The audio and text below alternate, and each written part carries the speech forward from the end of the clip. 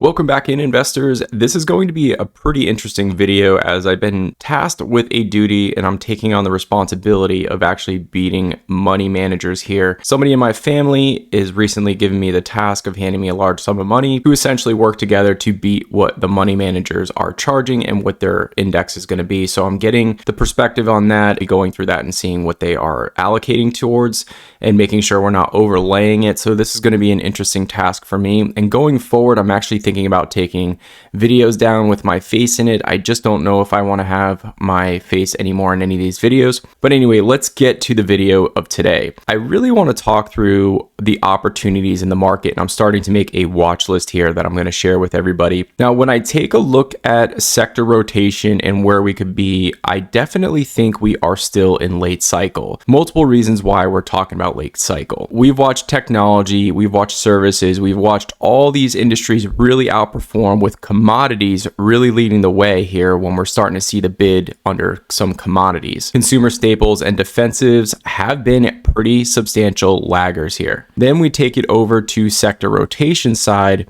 And once again, market peak leading towards materials, which have been outperformers, industrials have been outperformers, energy kind of a lagger here. But take a look at this. Financials and technologies with commodities have really been the outperformer, leading us to what I believe could be a market peak here. Now, what should we be looking for? Well, some of the most available and undervalued, underappreciated stocks are going to be healthcare, consumer staples.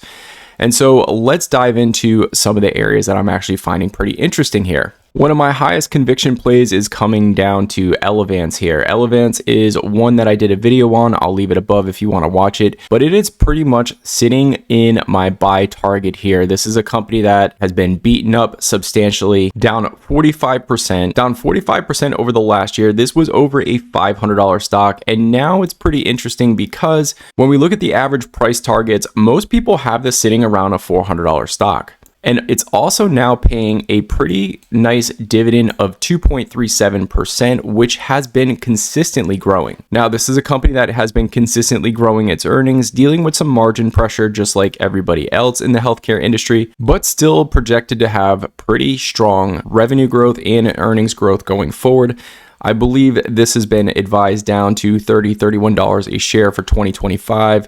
So maybe we're looking closer to $35 a share for 2026 and maybe $39 a share for 2027. So if we readjust that, it's still trading at a single digit PE ratio while it's still growing high single digit revenue on top. So when I'm thinking about building a portfolio, this is one that's definitely hitting on a lot of different things here, because the individual I'm building a portfolio for wants to essentially make enough upfront on dividends, but still have the stock appreciation. So this is a very tough task, especially when you're dealing with a large sum of money that somebody wants to put to work immediately. And when we take a look at Schwab is giving it an A rating in the 5th percentile for market performance. Morningstar is giving it a 5-star rating, which is very rare to see both an A and a 5-star rating. Narrow moat. This is an industry that almost anybody can enter, but to have the growth rate and the type of revenues that Elevance has, it's a very, very small percentage here. So they're doing something right, especially when they're competing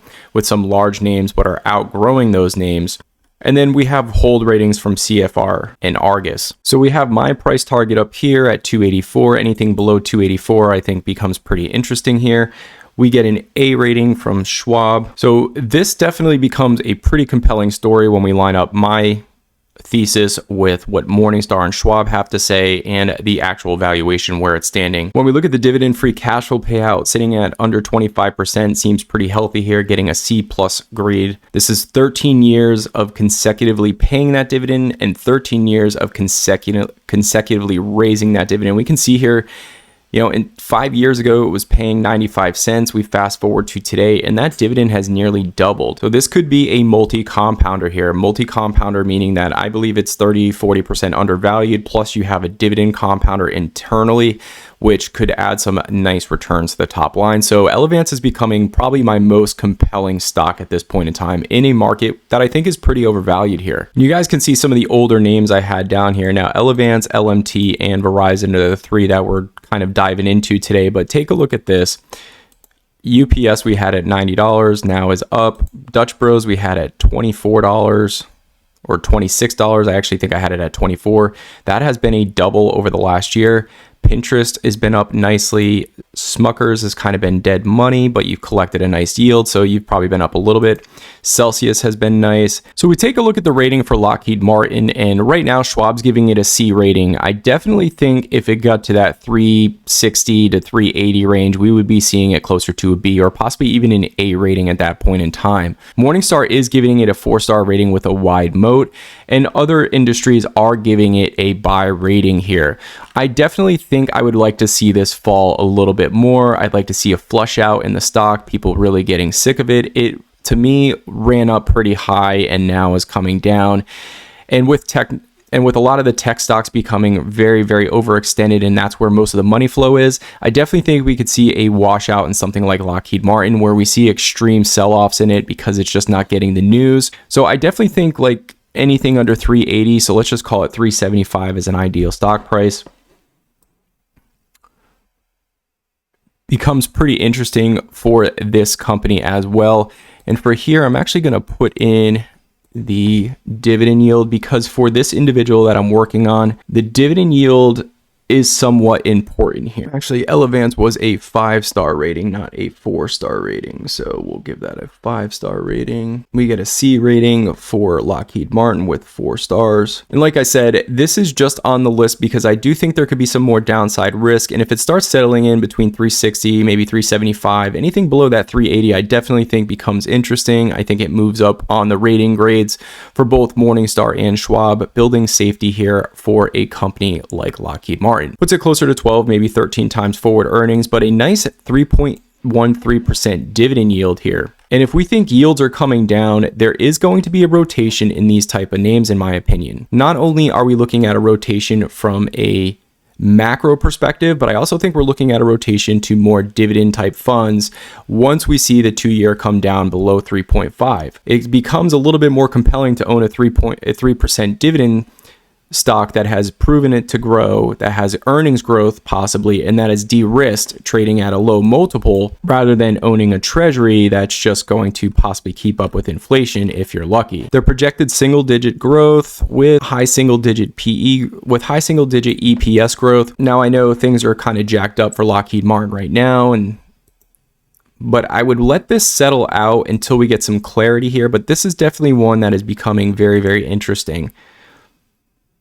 Do you have a little head and shoulders pattern here? Maybe we see it reapproach that 350 mark here. So this one is definitely one that we want to put on the watch list.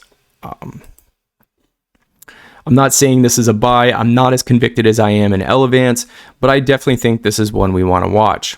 Once again, a big part of Lockheed Martin is going to be that dividend. 29 years of consecutively paying that dividend, 22 years of consecutively growing that dividend. We go back 5 years, this was a $2.40 dividend. We fast forward to today, and it is a $3.30 dividend. So you've got a nice raise throughout the years, which once again, I think when you're looking in a market like this, it's becoming hard to really find these deals. And these are two names that I think if they sell off some more, you can slowly add into these positions for a long-term buy and hold, and especially if you're more on a dividend investment side. Now, for Verizon, personally, I think a big part of the gains have already been made. This was a stock I thought you could buy around $36, $37. I did bump up my buy target to $40 a share. This is one of my largest holdings right now, mainly because I think it's a little bit more compelling. I think when it was at $36, $37, it's a little bit more compelling owning a stock that's paying almost 7% that has some earnings growth rather than getting 4% in a treasury. So that was the main reason. I'm treating it more like a treasury than anything else, with the opportunity of an upgrade cycle. So when I think about Verizon and I think about all this AI movement, Verizon is still the king of telecom. And yes, they are losing some market share. Yes, there is some churn here, but they are still one of the top players. And there's only really 3 players in this industry, right? And they pay the highest dividend. They have some of the best margins. And when I think about an upgrade cycle coming and they're being fiscally responsible right now, I tend to think they're going to offer some of the largest promotions we're going to see because of that leverage that they have for margins and cash flow right now. Now, of course, this is me speculating a little bit, but I think they can surprise on earnings growth going forward. And so this is why this is one of my more compelling holdings and why I think I'm going to add Elevance to equal weight it with Verizon here very, very soon. Schwab gives it an A rating and Morningstar gives it a 4-star rating with about a $52 to $53 stock price. I technically think between $45 to $50 is probably fair market. So I'd like to see another 4 to 5% dip for me to be interested to add this into anybody's portfolio. Would love to see another 3 handle on here, maybe $38 a share, which would also bring up that dividend yield. And so I do think this is a nice one to add into the portfolio to lower the beta, give you some higher yield if that's something you're looking for. Now, for me specifically, I don't care too much about that, but these are 3 names that I would definitely be looking on some sort of pullback here to start adding into somebody's portfolio that was fairly new. I do want to start looking at more technology names. I'm going to zero these out. So in the next video, we are going to start talking about technology. I also think that UPS is pretty interesting. I'm going to keep that up here for now. So we're going to be building out this list as opportunities present themselves. I definitely think with the recent market run, it's definitely getting hard to figure out between emotional buying and emotional price action versus the fundamentals staring you in the face and saying this could be an opportunity. So on this channel, I like to separate the two. But as always, appreciate everybody's time, and we will see you all in the next.